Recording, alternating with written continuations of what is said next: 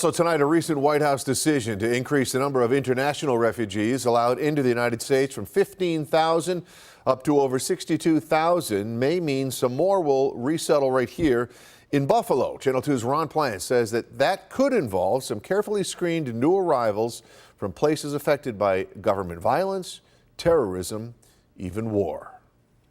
Just as we saw battle and emotionally scarred veterans with the end of the Vietnam War in the mid-1970s, Buffalo began accepting international refugees from that country and elsewhere back then.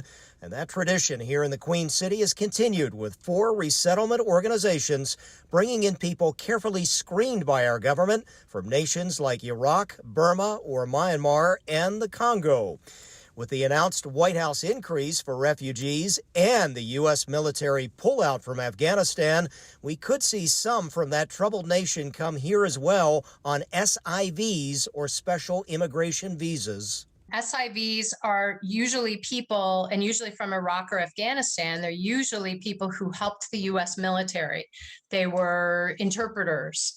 They were liaisons of some sort. If I'm an Afghani national who helped the U.S. military is going to leave, I'm in deep trouble. And so, again, we expect to see more Afghani SIVs, as well as more Afghani refugees. There's a lot of concern about human rights, particularly women's rights. In a similar fashion, people from Burma may be favored for refugee status, with a violent coup sweeping their homeland, and with an estimated population of 10 to 15,000 Burmese now living here in Buffalo.